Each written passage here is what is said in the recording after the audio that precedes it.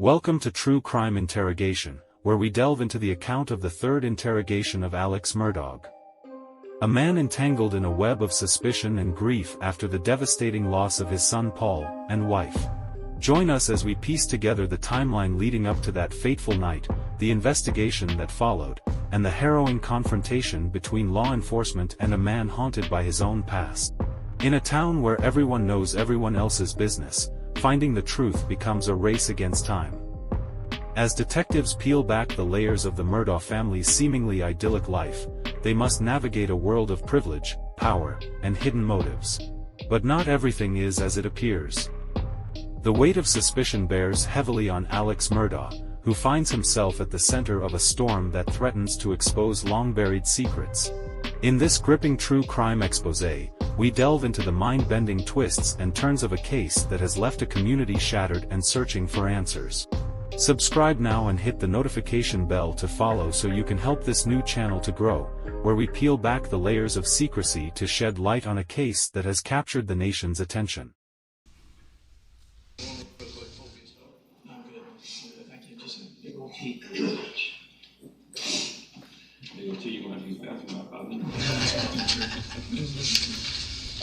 Who's down to your right? Jeff Croft, who's testified. Jeff, are you still in here? Is that here in the back? Yes, sir. Okay.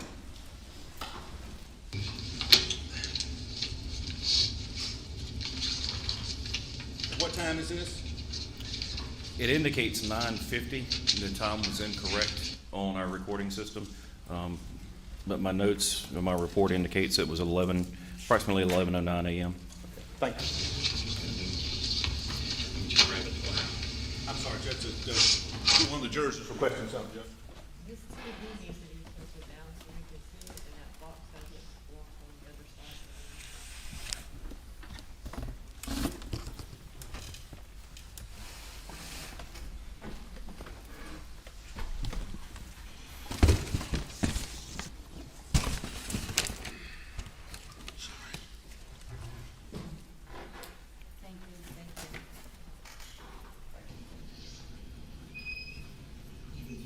It was good, man. Can't complain.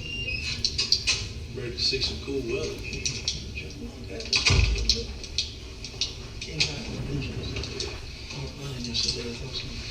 I had none in your life. Probably me too. Great, if I can stop for 1 second. To the left of Mr. Murdaugh, I know we've got an inset smaller, but to the left of Mr. Alex Murdaugh, the defendant, is that Corey Fleming? Yes, it is.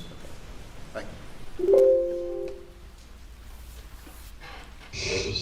It was brutal at my house last week. The air conditioning went out. Oh, goodness gracious. Corey, you spell your name with 2 M's or one? One M.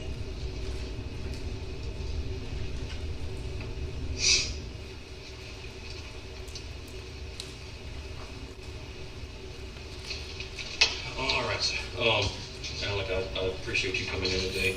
I understand. I know we've got a lot to talk about. I know you have millions of questions.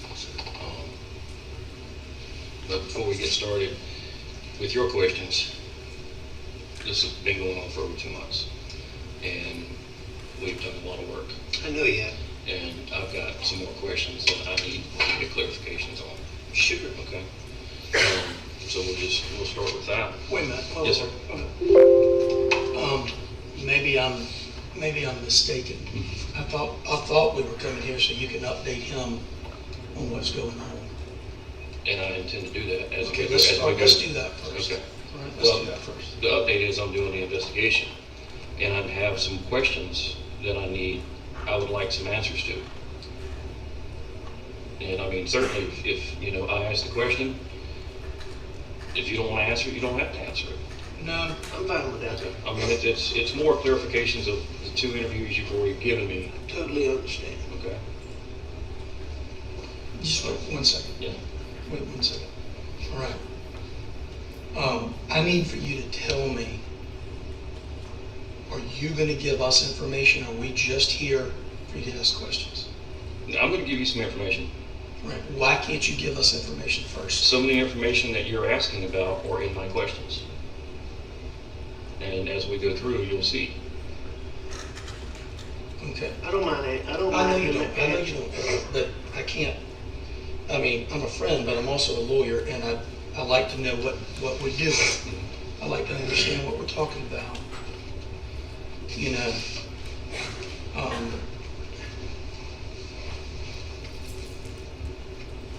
I need you to answer this question.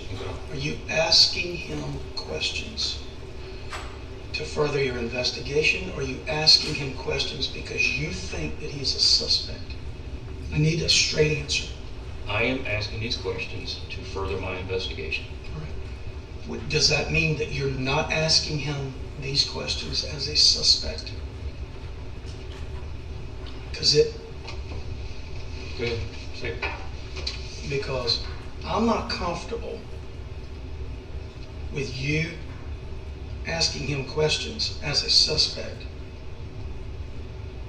when I came here with the thought that you were going to be telling him where you are in the investigation, what it is you've done, seen, uncovered, whatever. That's why we came here. Well, let me respond to your question. It may not be a direct answer that you're looking for. Mm-hmm. And I've told Alec this when we first met. Any homicide investigation, Mm-hmm. you start with the closest person and or the person who found the deceased. Mm-hmm. Both cases, that's Alec. Mm-hmm. Everybody stays in that investigation until we can get them out. Mm-hmm. And right now, because of the questions that I have that I need explanations for, I cannot get Alec out. Okay. All right. That's a reasonable statement. I don't have any problem with that statement. That's fine. I don't read it, but everybody in the United States of America has an opinion on this case. Mm-hmm. And because I know everybody, I know it's a bunch of bullshit. I can't imagine that y'all are going to be asking about nonsense in the internet. No. No. Well, I mean, just like you, I'm aware of what's out there. Yeah. I have not read every article. I don't care to read every article because they're not doing the investigation. That's right. I am. That's right. That's right. All right. Well, you know, Alec, if you're comfortable and you feel okay, Yes. then that's fine. Do But anything to help. all right, that's fine. So I'm going to go back to Monday morning, and you went to the office. Okay. What time did you go to the office? Who was at your house when you left, and what time did you go to the office? We had been to a ball game that weekend. I don't remember exactly what time. It would have been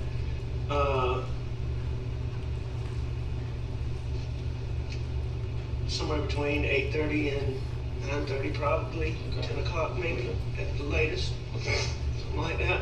And when I ask about time, I'm not saying, it was Understand. 5:11 or something like that. I Totally need understand. ballpark, That's as close as you can get to it. And if you need to know exactly when,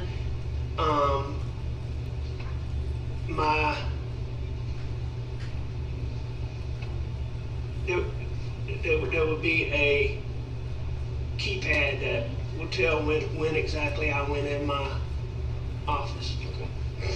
that I can get for you. Okay. So So you have a key fob to get in your office? a card. A card? Yes, sir. Perfect. Okay. Gotcha. But, you know, a little bit, it's probably a little bit on the later side of that. I guess I know Maggie got up early to get out of there because she had an appointment in Charleston. Just don't remember if I left right after she did or I piddled around. Okay. But, and I already know that Paul stayed at John Marvin's that night, so it was just you and Maggie at the house. That's correct. Okay. And I know when you were at the office, you were working on motions, and some of those motions you dealt with were for Paul's, the boat accident, or the boat case. I don't really I'm not really doing the legal work. I understand, but, you know, you're Paul's dad, you're a lawyer, you're definitely gonna know what's going on. Yeah. I mean, so what were those motions? I mean, did it deal with Parker's, or was it the actual boat accident, or? It was the civil case. Okay.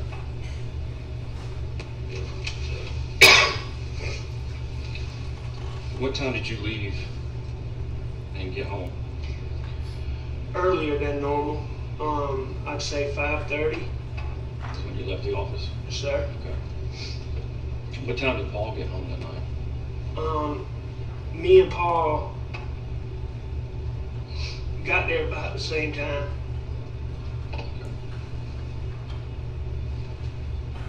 Maybe he was a little bit later than me, or maybe a little bit earlier than me, but it was close to the same time. Okay. And y'all rode around the farm. I believe you said 2 different trucks, or 2 different vehicles. Yes, sir. What were those 2 different vehicles? We rode in the white pickup truck, and we rode in the black pickup truck. In either one of those, did you see any long guns? Take your time. It's okay. Did you see any rifles or shotguns? I don't remember seeing any that day, no. We did have pistols. Yeah, because I know you said you went target practicing. Well, not really target practice, Okay, just shoot. Yeah. We rode around for a couple hours, just looked at everything. All the stuff Paul did on the farm, and we just spent, you know, time together.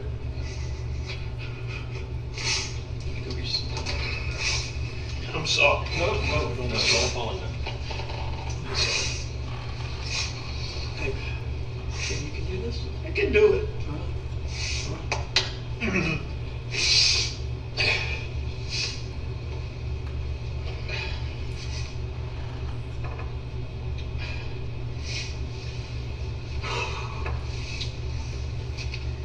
We started out going to look at the sunflowers because he was worried about the sunflowers. That was the first thing we looked at, and then we just rode. We just rode and looked at. I mean, we hadn't done it in a while, but we just rode, talked, and rode, talked. What you talk about? Everything, you know. Just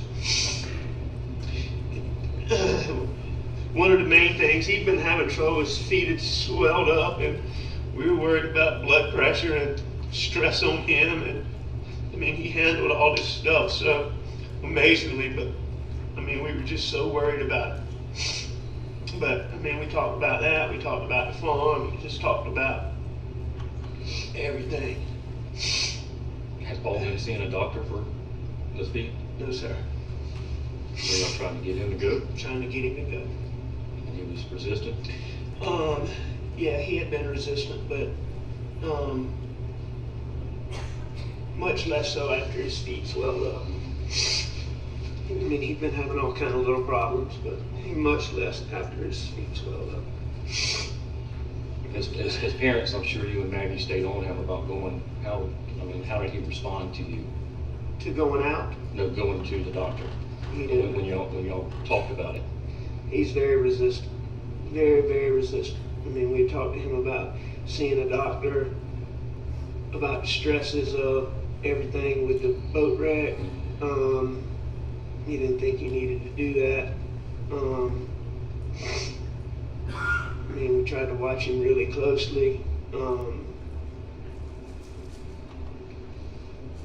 But he was resistant. What time did Maggie get back home that night? Later.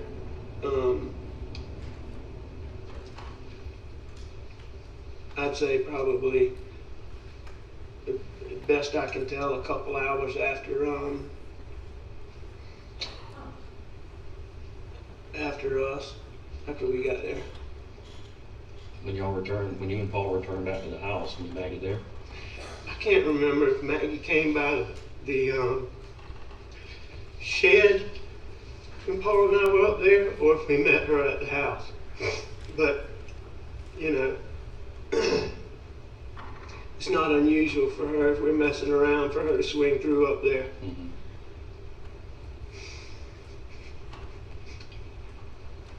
But Maggie wasn't supposed to be coming home. I've since found out she was worried about me and me worried about my dad. Mm-hmm. And so she came home.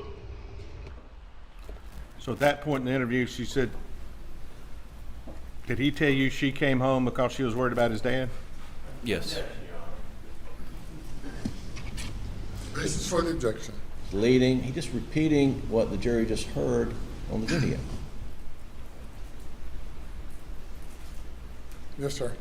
God, I can play it and come back and ask him to clarify that, that's all. Go ahead, please.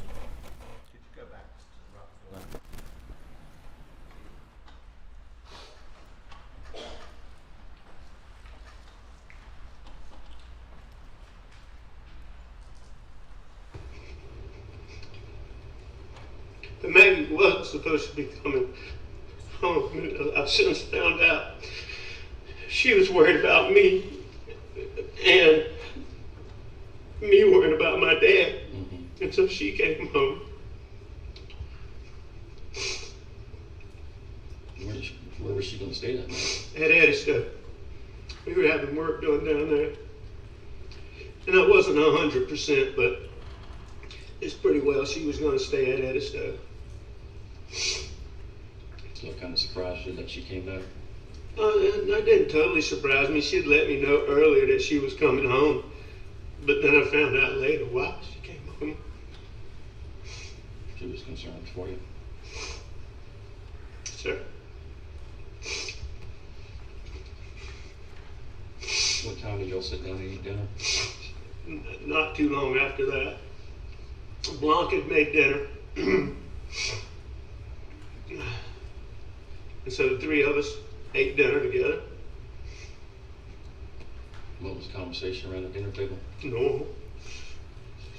Regular stuff. I mean, I can't tell you exactly, but How was Maggie's appointment in Charleston that day? I think it had gone good. We didn't really get the chance to talk about it in detail. She's been having a couple little medical issues. I can't even remember which one. It wasn't anything huge. I can't remember exactly which one she went for.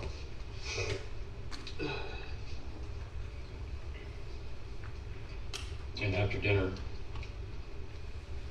Maggie and Paul went to the kennels, or? And you know, I don't know exactly how that went. I stayed on the couch and I dozed off. So, and then I got up.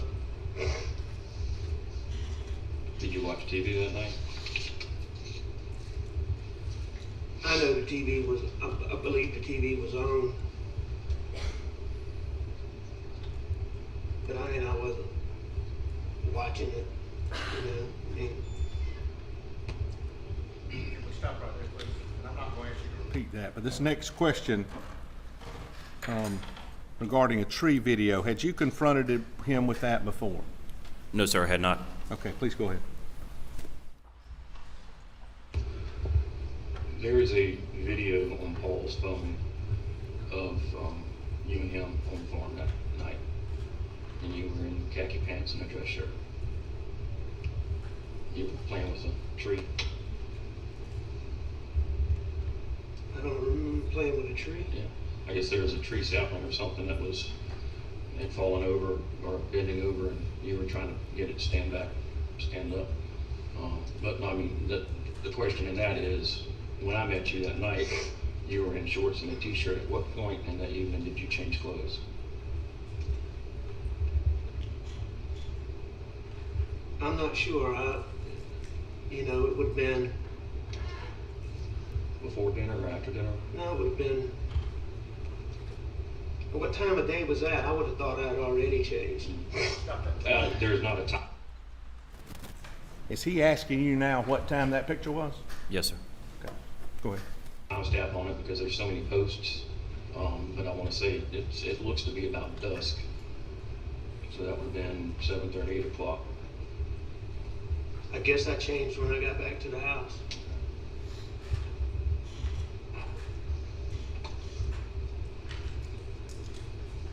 Earlier when we spoke, and you talked about waking up from your nap and going to check on your mother, and you tried to call Maggie and you tried to call Paul, and then you sent Maggie a text that you were going to check on your mother. You also told me that Maggie didn't normally go with you to check on your mother, but that she might ride that night. Did you go by and check on her? Go by and check on my mom? Maggie, before you left to go? No, I didn't. Was her not responding to you and thinking that she might ride with you? Why didn't you? I don't remember having plans that Maggie was going to ride with me. But maybe she had told me that she was that night. I don't recall that. I don't remember that specifically, but I mean, it wasn't. She didn't normally go with me.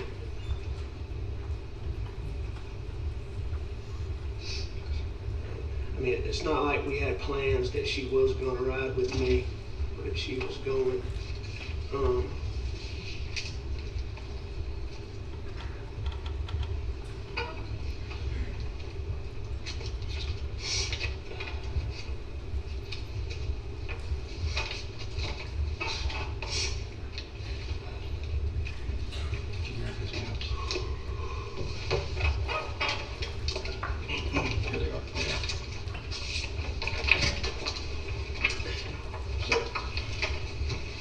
These are just maps I pulled off of Google. Okay.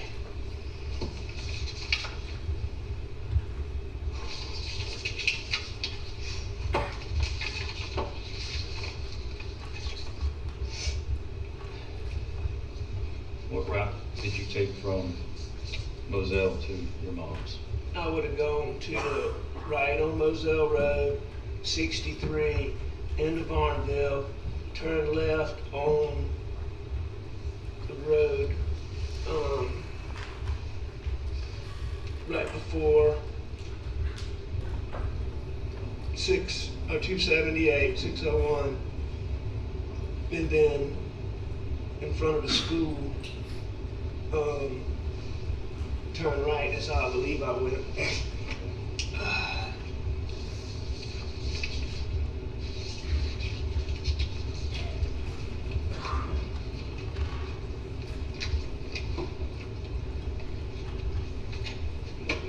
You said right on Moselle to 63. No, sir, right on Moselle. Yeah. The normal way is right on Moselle to Dobson Road. Okay. Dobson Road to 63, 63 into Barnville, left on whatever the road is that goes to the school. Right, and then either 63 or left on the road that goes down, and then on 63.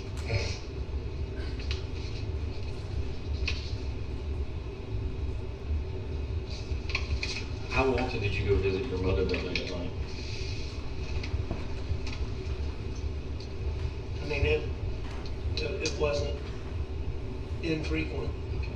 It wasn't all the time. I mean, visited her, you know, all times a day. Just checking on her, especially with your dad being short. She had been having a particularly, you know, she's got Alzheimer's really bad, or pretty bad. And she had been particularly agitated.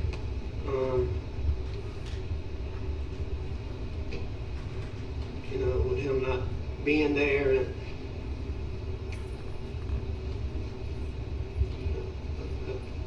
checked on her more in the days and weeks following my dad's passing than, you know, otherwise, but several times a week, you know, any time. How long would you say you were at your mom's that night? 45 minutes, an hour. Had you talked to Shelley Smith at this point?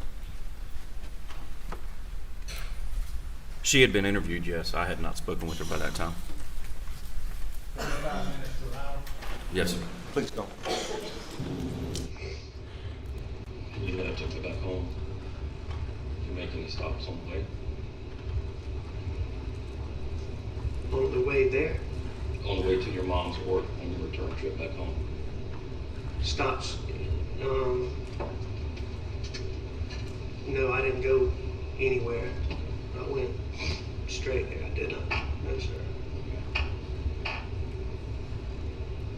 When earlier in the day when you were down at the shed in the kennels with Paul, did y'all discuss any injuries to any dogs? Did he and I? No, but Rogan Gibson told me about the dog's tail and somebody saying his leg was broken. Stop there, please. Which one's his dog? You turn up Mr. Owens's volume. Video. Yes. Or turn up the volume.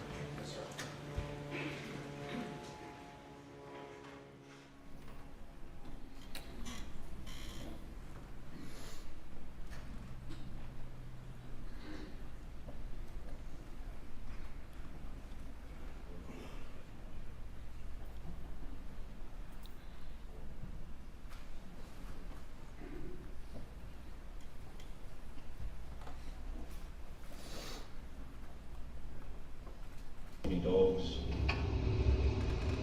Did he and I? No, but Rogan Gibson told me about the dog's tail and somebody saying his leg was broken. So right here in the interview, your question was, did Paul tell you that? So did he deny that he'd had a conversation with Paul about that? He never said he had a conversation. What if anything did he say about whether he'd had a conversation with Paul about that? He didn't indicate that he had a conversation with Paul. He said he had a conversation with Rogan Gibson. That he'd heard that from Rogan? Yes, sir. Which one's his dog? It's a chocolate puppy, I think. Okay. Was the leg broken? Not that I know of. I can certainly see why something might be wrong with his tail, because when I was out there, he was chasing his tail and looking through the fence and trying to grab it. So it was kind of puppy energy. When you got back to Moselle, which driveway did you enter? I went into brick gates. And Maggie and Paul weren't there. Were there vehicles at the house? Yes, sir. How did they get down there that night? I was hoping you were going to be able to tell me that. The only thing that I can come up with is that black truck. Is that Buster's old black truck? Yes, sir. Does it normally stay down at the farm, or does it stay at the house? Both. Both. Did Maggie ever walk down there? Maggie walked down there a lot. But Paul, I mean, if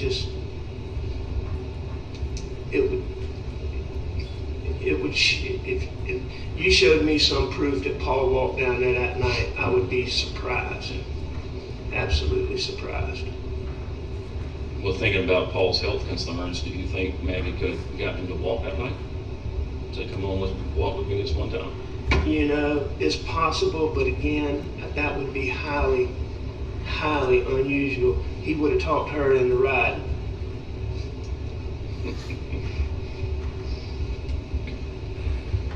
Been highly unusual for him to walk. So when you were at the kennels, you were just down there with Paul.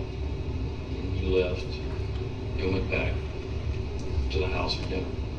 You know, I mean, Paul and I were just knocking around up at the shop, the shed, the kennels, and just the whole property. And that was before dinner, yes, sir. And you didn't go back down there after dinner until you returned trip from visiting your mother. Yes, sir.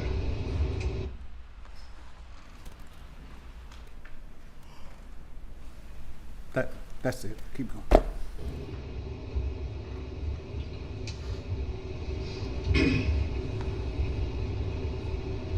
I've got information that Paul was on the phone. Had you confronted him with what you're about to ask him prior to this? No, I had not. And the question you had just asked him, did that deal with whether he went down to the kennels or not after supper? Correct. And he said he had not. He had not.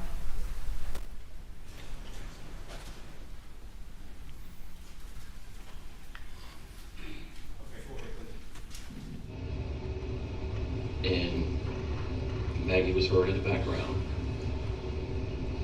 And you were heard in the background. And that was prior to 9 p.m. I heard Rogan Gibson ask me if I was up there. He said he thought it was me. Was it you? At 9 o'clock? Yes, sir. No, sir. Not if my times are right. Who do you think it could have been? I have no idea. And Rogan's been around your family for pretty much all of his life. Oh, absolutely. And he recognizes your voice, and you have a distinct voice. Do you think of anybody else that has a voice similar to yours that he may have misinterpreted? No, sir.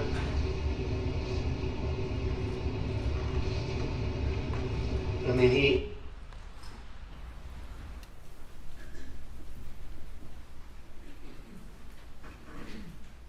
when we were talking, he had asked me that. So, I mean, he had told me that he thought I was up there.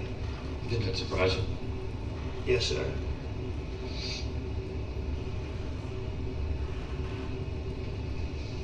So when you returned back to the kennels, when you returned home from your mom's, where were the dogs?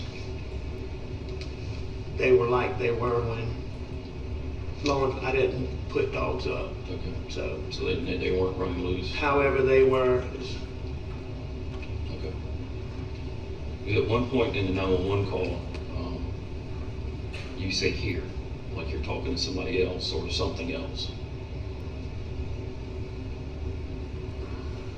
I say here? Here, yes, sir.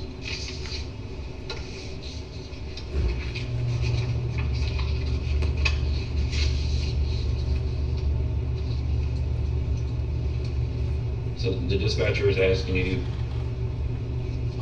if they're breathing, and you said no. And she asked did you see anyone else in the area, and you said no. She asked about guns near them, and you said no. And then you kind of stutter and start moving around, and you said here.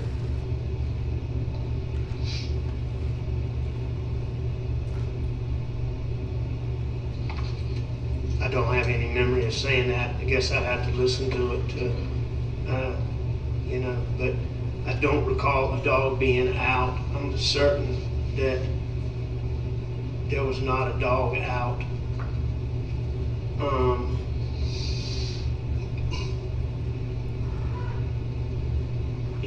I mean, there's other things people have told me about that 911 call that I don't remember.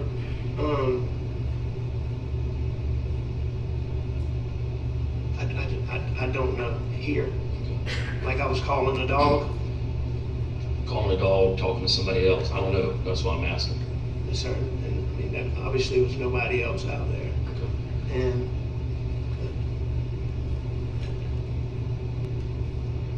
I'm certain that there was not a dog loose. But I don't remember saying anything about Buster would know. Something about threats. I was asked about that later. If I had information about, or if Buster had information about threats that I had said he would know.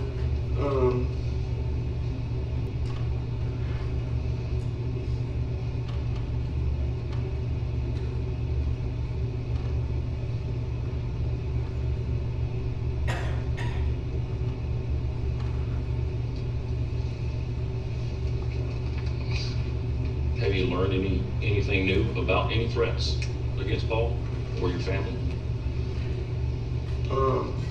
Nothing really new, no sir. Outside of things that Randy's told you, or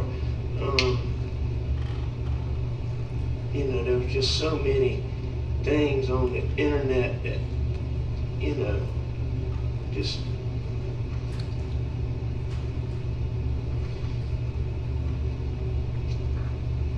but nothing new, no sir.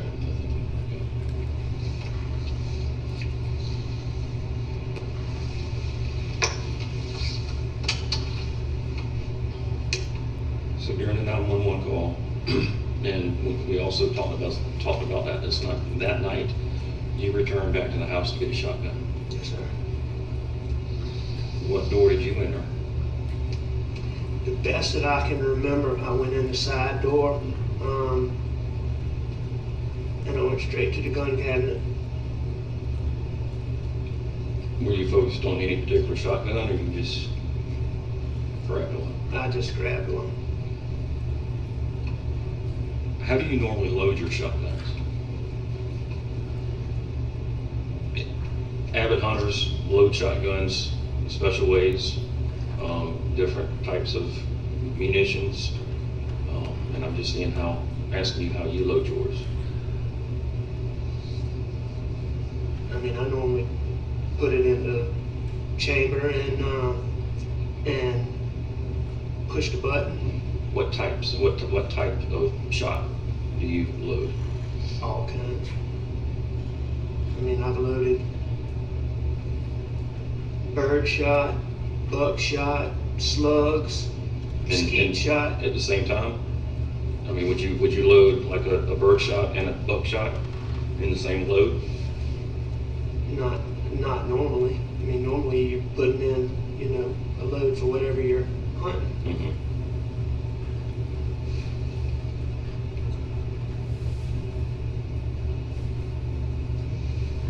The reason I'm asking about that, the shot shells that we recovered that night, one was a turkey load, one was a buckshot. I understood that. The shotgun that you had with you that night, there was a bird shot and a buckshot. When Jeff went back the next day, I'm not sure which attorney it was, pointed out that there had been a shotgun laying on the pool table that he had put away, and pointed out the ammunition that was with that, and it was a buckshot and a bird shot. And then the shotgun that we took for potential comparison, it was also loaded with a bird shot and a buckshot. So I have all of these consistent loads along with what's that in the feed room. I call it the feed room at the kennels. Is that what you call it? That's Okay. fucking good enough. Okay. If I say feed room, I just want you to know what I'm talking about.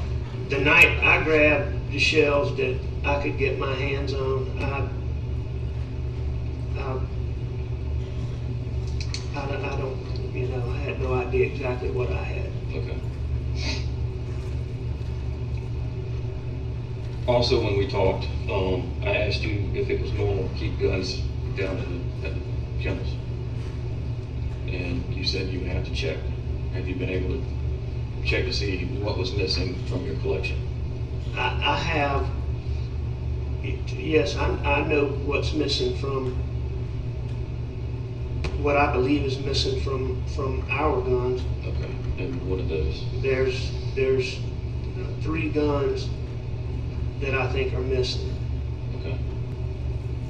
And what kind of guns are those? It would be a Benelli shotgun, a Browning shotgun, and a pump shotgun. The Benelli and the Browning, are they pump or autos? The Benelli and the Browning are automatic. And the pump shotgun, what brand is that? I believe it's a Remington, but I'm not positive. Are they like standard brown and black, all black, or camo? The Benelli is black. The Browning is camo, and the pump is camo. Would you have those serial numbers recorded anywhere? I don't have them recorded, but I'm sure. I don't know where the pump shotgun exactly came from, but I should be able to have the Benelli and the Browning. Okay. Because we don't know if they're stolen or where they are. So I really can't get them entered into NCIC. But Go ahead. But I could alert the ATF to where if that gun is run, that there would be an alert on it, and it would get me at least back to the gun and the person that may have had it. Absolutely. So if we could work on that and get those as soon as possible. Absolutely. You said the Benelli's black, the Browning's camo, and the pump is camo? Yes, sir. Okay. The Browning is a brown camo, and the pump is a green camo. And, you know, I understand also that a 300 was used that night. And I know there's been some, I understand John Bedingfield said he only had 2 of those, one of which was lost 3 a long time ago, but I'm telling you, now I am certain that we replaced that gun. All right? Actually, John knows that he sold Maggie a 3rd gun. Okay. Okay. And the story was that she was supposed to let you know that she paid for it for you to go sign the paperwork. And that never occurred. Okay. So that's why there wasn't a number? Mm-hmm. Okay. Well, he has the number. He just doesn't have a final sale on the ATF paperwork. Okay. That was replacing the was one that Paul lost, yes. That's correct. And both of those 300s, those serial numbers are with the ATF and flagged in the system. So when they pop up, it'll get me to those. Okay. And that's, you know, we've talked about the shot shells. So the cartridge casings were 300 blackout cartridge casings that were found by Maggie. There were also cartridge casings found by your house, by the side door to the gun room, and at the shooting range. We're now asking him about shell casings that were found by Maggie. That's Maggie's body, correct? The cartridge casings found by Cartridge Megan, yes. Had he ever been confronted with this information prior to right now that you know of? Not that I'm aware of. Okay, okay, go I ahead. believe he was, but not by me, I don't think. By Maggie. There were also cartridge casings found by your house, by the side door to the gun room, and at the shooting range. And the ones by the house and some of the ones found at the shoot range are confirmed matches to the ones found by Maggie. Okay. So, which gets another concern. I've got the same load as the shot shells in multiple guns and 300 blackout that match ones found on your property. So you now believe that those guns, that Paul's guns were used? Yes, Okay. and missing.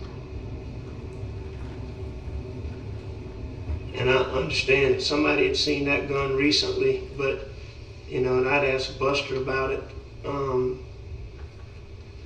I believe that that gun has been gone since back before Christmas. Nolan To, recalls Paul's first 300 going missing around Halloween at a party at Hampton. Halloween of 2020? When did y'all? No, because that No. was It was years. Yeah, it was whatever Christmas he got it. So it was 17. Christmas is 17.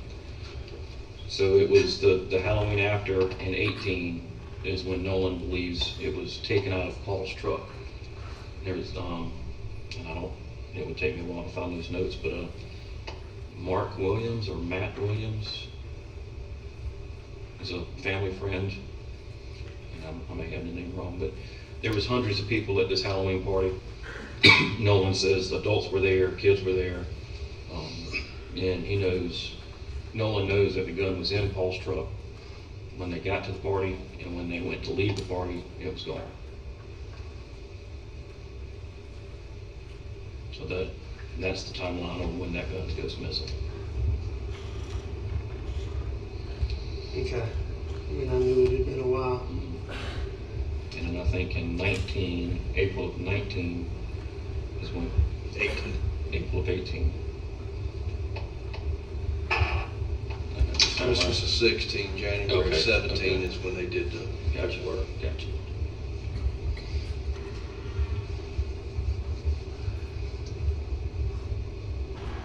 Another part in the 911 call, you made the comment, "I should have known." And the questioning that surrounded, the dispatcher's asking, "Is anybody else supposed to be at the house?" And you said, "No, ma'am, please hurry." And she says, "We're getting somebody out there to you." And your next comment was, "I should have known." What are you referencing in that statement? I don't remember saying that, but I guess, all the threats and, I had been convinced that this was something to do with the boat wreck and, all of that.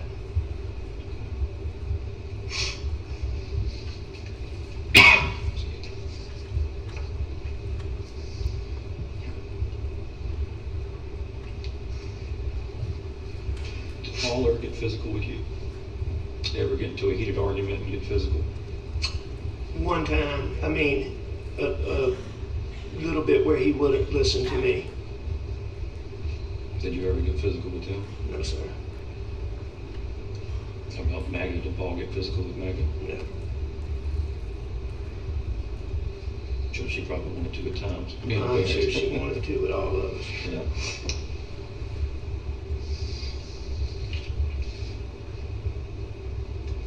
And the one time Paul did that, he had had too much to drink. Mm-hmm. In a very isolated incident. Where was that? Was that at Moselle or at a stove? That was at Moselle. So that was pretty recent. No, sir. It had been a while.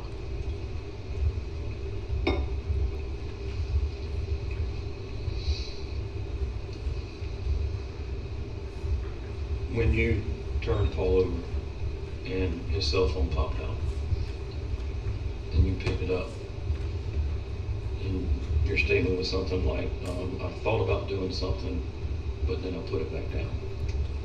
And that was the interview, our first interview. What were your intentions with the phone? I don't know. When I went up to him and the phone came out, I don't remember having intentions of doing anything with the phone.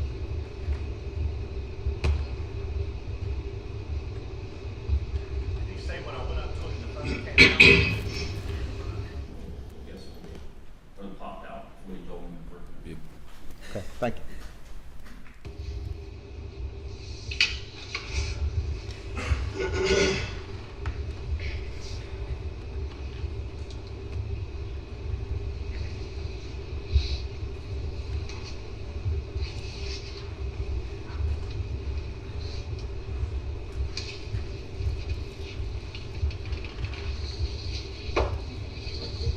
You got anything real quick? Going back when y'all ate dinner together after Miss Maggie got home and you and Paul got back from riding around. Can you estimate about how long y'all would have been at the dinner table or ate at the dinner table? I mean, it wasn't any long drawn out dinner, you know, just, I mean, just a guess, I mean, you said there was conversation at the dinner table, but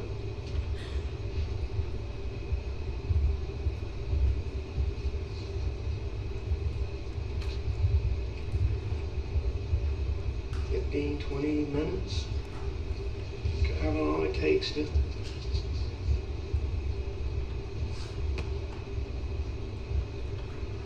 Best guess.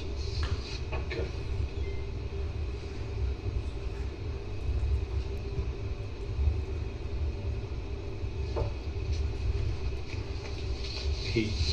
David asked you just earlier about when y'all were riding around the farm,